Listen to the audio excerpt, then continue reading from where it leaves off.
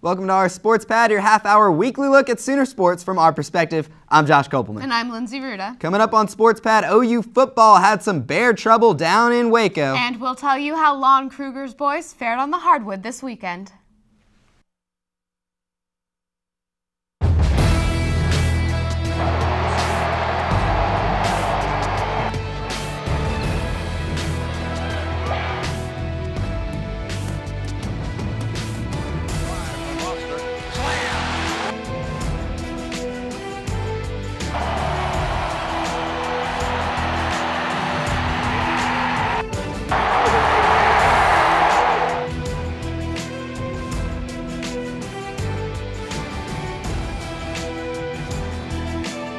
Hello and welcome to our Sports Pad. I'm Josh Kopelman. She's Lindsey Ruta. The national title game might be out of reach for now for the Sooners. Unfortunately, after a poor showing in Waco, the Sooners are now a two-loss team. Josh, you actually went down to the Baylor Bear territory. I was down there. Let's go ahead and take a look at the highlights. Blake Bell and the Sooners warming up for the game. Blake Bell played a big part in this one. Tied at 17, third quarter, Blake Bell in the bulldozer. That's a touchdown, his second of the game. 24-17 Sooners. That'd be the last time they led those. Robert Griffin coming through. The tip pass, Kendall Wright right there to pick it up and get into the end zone for the touchdown, 24-24. At that point, now next Baylor possession, or later in the third quarter, it's the same score. Robert Griffin, play action fake. That's Jordan Najvar with the touchdown catch, 31-24. Baylor lead by as many as 14 in the fourth quarter, but now it's a 7-point game. Blake Bell again with his fourth touchdown of the game. That made it a 1-point game. OU decides to go for two and try for the win, but on the 2-point conversion, OU getting a little excited, a little ahead of themselves, false start. They're forced to kick the extra point, so it's a tie game. Baylor decides they'll run out the clock, but OU calls a timeout. Next Baylor play, Baylor says, all right, we'll go ahead and try to score. Robert Griffin's like, I'm just going to go ahead and run it. It's a 22-yard gain. First down, Baylor. So now clock ticking. Griffin looking to make anything happen. Time running out in the game. Griffin throws it up the back of the end zone, and that's Terrence Wright for the touchdown. Baylor gets a 45-38 lead. They recover the kickoff and win the game, 45-38 as the students storm the field.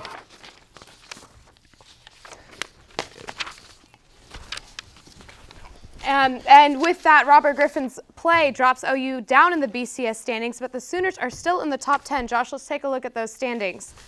Well, in the BCS, number one is Alabama, or number one, excuse me, is LSU. Number two is Alabama. Number three, followed right behind them, is Arkansas, followed by Oklahoma State and Virginia Tech. And after that, Stanford bounces back up after falling with their loss to Oregon. The Cardinal resides at number 6, followed by Boise State at 7, and the University of Houston Cougars at number 8. Oklahoma dropped down to number 9 following their second loss, and Oregon rounds out at number 10. All right, after the game, OU took on Baylor. OU had trouble stopping Robert Griffin. Let's take a look what they had to say after the game. He's a good player in regards to throwing and running. He's got good vision. He extends plays with his legs. He's tough. He's a good competitor. He's got good vision down the field. When things break down, he can beat you, running the ball and moving the chains that way. We was trying to get to him, but we weren't trying to let him be comfortable back there. We know how dangerous he was on his feet. It was just, I don't know. They made the big plays when they needed to.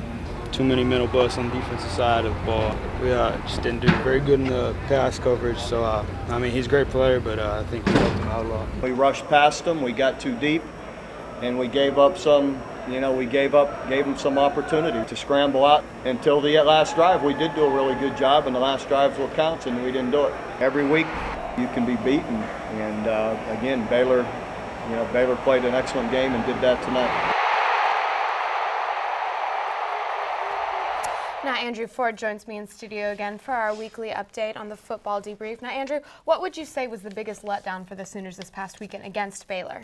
Well, by far it was the loss of a national championship hope. That once again, OU, just as in history, OU has had the national championship right there in their grasps, and they just were not able to get to it. The fact that Baylor went out and just absolutely torched the defense for over 600 yards. The first loss against Texas Tech set a record for most yards given up. Well, the Baylor loss set another record for most yards given up. Robert Griffin just showed why he's just an amazing player. He's just a great athlete. You cannot let him make a play make the plays that he did. OU was giving up the big play left and right, and they just could not stop Robert Griffin. And, I mean, luck went Baylor's way as well. You look at that right there, a tipped pass, 20 yards downfield, the ball was tipped. I mean, it was Baylor's night, and it just wasn't the night for OU. Now, 51 seconds left in the game. The Sooners tie it up, and it looked like Baylor was going to go ahead and knee the ball, let it go to overtime, and then Bob Stoops calls for a timeout. Was that a mistake? It's a huge mistake. It's going to be a mistake that'll go down as one of Bob Stoops' worst mistakes. It's the timeout heard round the world. I mean, here Baylor is, tied ball game. Baylor is willing and ready to go to overtime. OU had just scored twice. Baylor could not stop OU's offense. But the fact is, calling a timeout basically let Baylor let them do whatever they wanted to. I mean, Baylor had 85 yards to go, big play after big play. It was given up all night. In the grand scheme of things, you would much rather go to overtime to where your offense was dominating, because at least in overtime, your offense has a chance, whereas at the end of the game, your offense doesn't have a chance. Now, some people think he called the timeout because the Sooners were not lined up properly. Did you see that? Did that appear to be an issue? Did not look like that to me. I mean, you could see some of the players' reactions on the field when the timeout was called. They couldn't believe that because the timeout was called immediately after the whistle was blown. So I don't think that's what it was. It was just Bob Stoops was trying to take a gamble on winning it in regulation. It just didn't work out. Okay, and real quick before we move on and look ahead for the Sooners, what are the goals for this team as far as the rest of the season goes? Big 12 championship. You win out, you're the Big 12 champions. Plain and simple. You win out, you go to the Fiesta Bowl. Fiesta Bowl is going to be a great game this year because it could be Stanford, Nebraska. There's no telling who it's going to be. So there's still a lot of things left in front of this Sooner team. Great. Now looking to this coming weekend, Iowa State is coming off a big upset for the number 2 Oklahoma State Cowboys, and that they'll be coming down to Norman this weekend. What do the Sooners need to expect from a team like Iowa State? You got a team that's on top of the world right now. They just had the biggest win in program history, beating the number 2 Oklahoma State Cowboys. I mean, here is Iowa State, a huge underdog to OSU, and they held OSU to 60 yards rushing. They forced 5 turnovers. And Jared Barnett, a quarterback who is 3-0 as a starter, this is the thing, 376 yards passing and 84 yards rushing. Robert Griffin killed OU passing and rushing. Jared Barnett is just as capable of doing it. He's not near the athlete of Robert Griffin, but he is very capable of going out and beating OU with the run and the pass. I mean, OU has to be on their heels. They have to take what they saw from Robert Griffin and the Baylor offense, put that to the Iowa State team. I mean, Iowa State is a team that's on top of the world right now. So, in hindsight, they are due for a little letdown. I mean, it's hard to get up and to maintain that kind of momentum after you just beaten the number 2 team, and now you got to go to Oklahoma, which Oklahoma's always a tough place to play. It's gonna be difficult for Baylor, but Baylor is a really good team. Or Iowa State. Iowa State's a really good team. Paul Rhodes is one of the most underrated coaches in the Big 12, and he's gonna have his guys ready. Well, hopefully the Sooners will show up and bring back that consistent team that we know them to be this weekend. We're gonna take a quick break here, folks, but when we return, Soonergate was back in action in Waco.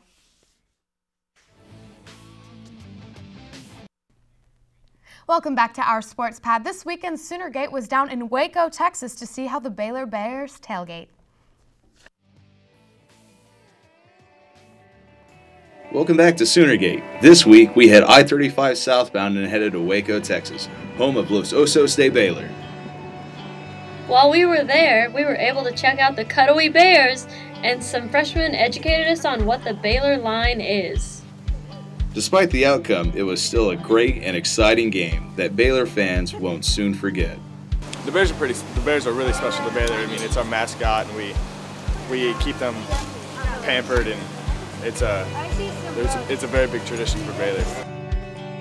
Waco, there's not a whole lot here. It's not really a college town. It's more like a living town. It's very spread out. There's really not a lot to do, not a lot of bars. It's nothing like Norman at all.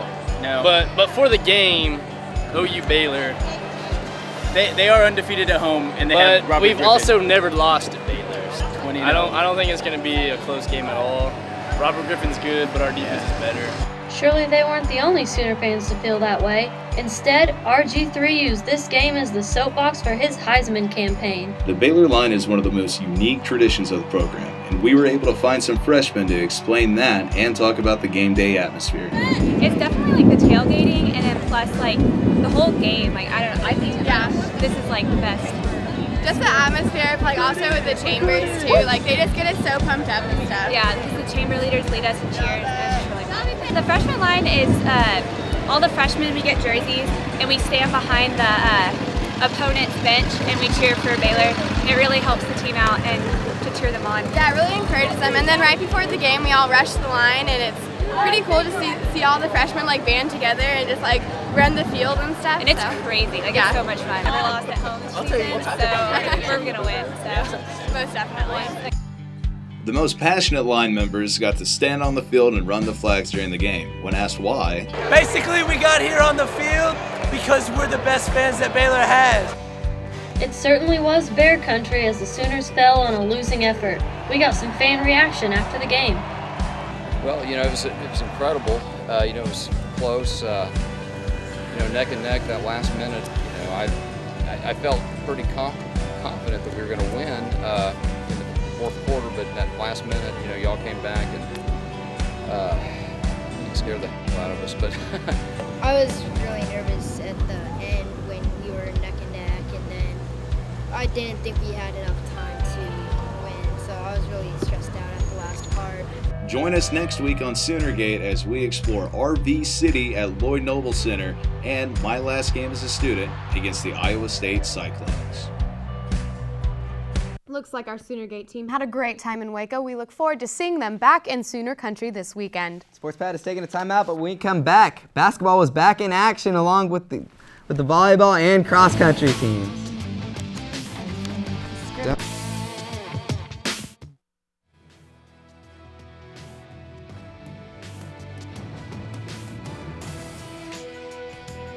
Welcome back. The Oklahoma men's basketball team took on Coppin State on Friday night. Before the game, OU held a moment of silence for OSU women's head basketball coach Kurt Budke and assistant Maria Serna, who died in a plane crash on Thursday. OU got off to a hot start. They lead by as many as 19 at the half. Now, second half up by 19. That's Romero Osby jamming at home. Gave OU lead 44-23. Later, Stephen Pledger had a big game. OU up big. He knocks down to three, led the team in scoring with 20 points. And now OU up by almost 30 as Andrew Fitzgerald. The reverse layup, Sooners win big 92-65. Romero Osby had a double-double with 11 points and 10 boards, and Stephen Pledger led the Sooners in scoring with 20 points. After the game, head coach Lon Kruger talked about Pledger. But he does so much more. You know, he sees the floor well. He's got a good feel for the game. He makes plays for others. Defensively, he's got a good feel. He's just as an experienced player out there. You notice the shots he makes, but he does a lot of other things really well on the floor, too. Over on the women's side of the court, the Sooners traveled to New Mexico to take on the Lobos. The Sooners were down 38-30 at the half, but came back and won on a Whitney hand putback with 16 seconds left. OU will play Liberty at the Vanderbilt Thanksgiving Tournament on Friday. The Sooner volleyball team's struggles continued on Saturday against Texas A&M. Sooners fell 3-1, dropping the last set of the match. The last three sets of the match, excuse me. OU has now lost 5 of its last 6, including 3 in a row at home. The next game for the Sooners is Wednesday when they host Texas Tech. And the OU men's cross-country team returned from Terre Haute, Indiana today with a top 10 victory. The men placed 6th overall at the NCAA championships.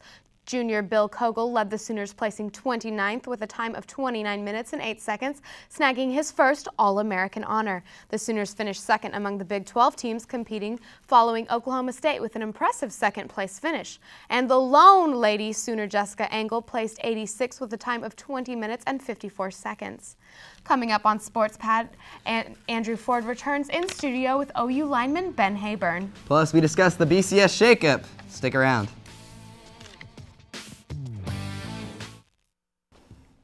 Welcome back, everyone, to our Sports Pad. Once again, I am Andrew Ford. Now I am joined by the starting center for the University of Oklahoma, Ben Hayburn. Ben, thanks for coming on here, man. Yeah, no problem. Now, starting off, it was a tough loss on Saturday. Talk about that game a little bit and just what were some of the little things that went wrong.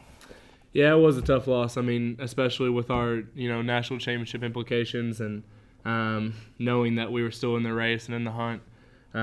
Was really frustrating. Just that first half we couldn't get it going. I think we finally realized second half, we're okay. We're down 7, we got to pick it up and get going, and so we did. But it was just, we didn't have enough time, and that first half was, a struggle for us. But I was proud of our guys and proud of, the players. We played well in the second half. It just, we didn't have enough. Now, looking forward, the national championship game, like you said, is unfortunately out of the picture. But you guys still have a lot of goals left in front of you within the Big 12. What are some of the things that you guys are going to have to do now to work towards those? We just need to really, kind of tighten down and, focus up and know that, we still have a Big 12 championship that we can win.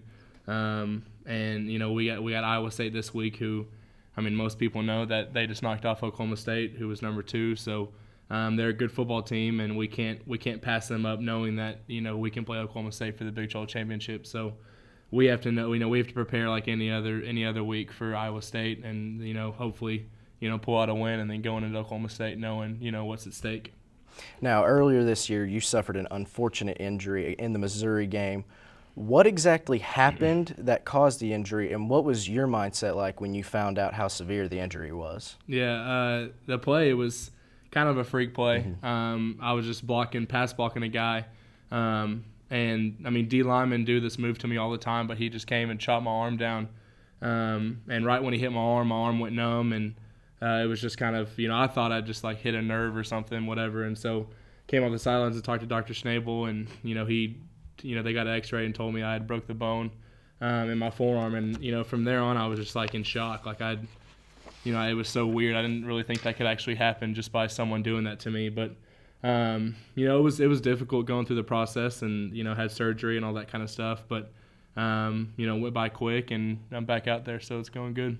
Now, last question here. You and another number of student athletes went on a very special trip, Sooners for Haiti.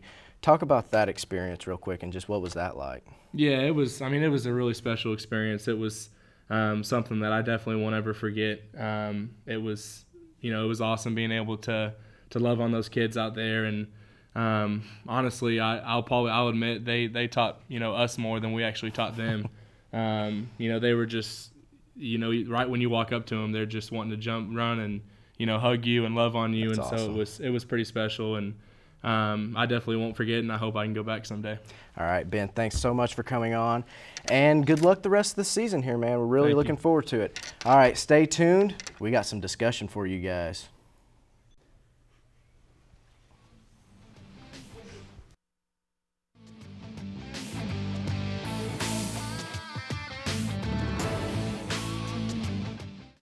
Welcome back to Sports Pad. Lindsey and I are now joined by Drake Dykin and Kevin Hughes. Guys, welcome to the show. First things first, OU falling to Baylor this weekend. What happened in that game? You look at it, there were huge breakdowns in the secondary this last week. A lot of them attributed to Javon Harris. The defense overall in the second half just didn't look prepared to play at all. The Art Brow's offense is set on taking advantage of mismatches and having big breaks and big plays. And, basically that's what happened. The OU defense just did not look ready to play in the second half on Saturday. Yeah, I want to be careful because I want Ben Haber to beat me up if he hears this. That's why I'm talking about the defense, yeah. But offensively, there was no firepower. There were no big plays. There was no explosiveness. It was just boring, very mundane, just small plays. And you can kind of tell they really do miss Ryan Broyles and Dominique Whaley a lot. Especially on those deep passes, a lot of them. Broyles seems like it's an automatic catch when they throw it down there. But it still, missed a few on there. Yeah, he dropped that one on that third down. It cost him big time. Lindsey, what were your thoughts on the game? I agree with both of what y'all said. I also think, Landry, again, streaky, not consistent, not the leader the Sooners need him to be out there on the field. So I think it was, like the gentlemen have said, a combination of a lot of breakdowns in that team. So, it's pretty tough for OU to make it back to the national title game. But right now it's looking like we could be having a rematch between LSU and Alabama. What are your thoughts on that? Do you like seeing a rematch? Well, ask yourself this. Who are the two best teams in college football? To me, it's pretty clear. It's LSU and Alabama. So why not give them another shot? Just because you don't want to see a game in the first game was pretty boring, that's not a fair reason to say the best two teams can't play each other for the championship. And look at other sports. It happens all the time. What if LSU loses to Arkansas this weekend? Well, I don't want to talk about that. It's just that, yeah. You're talking about mass chaos if that Yes. happens. I think that everybody in Bristol is pretty much hoping that that doesn't happen at all, because there are a number of different things that could just occur with that. So there's no telling. So you're looking for LSU, Alabama? I think it's only fair, like you said, top two teams. Those are the top two teams. It could be. Those, as of right now, they're looking like the top two. They're ranked 1 and 2 in the BCS standings. And that's all the time we have for now, guys. Thanks for joining us. Watch us next week, same time, same place. I'm Lindsey Ruta, and he's Josh Kopelman. And on behalf of our entire student team here on SportsPad, good night. We'll see you next week.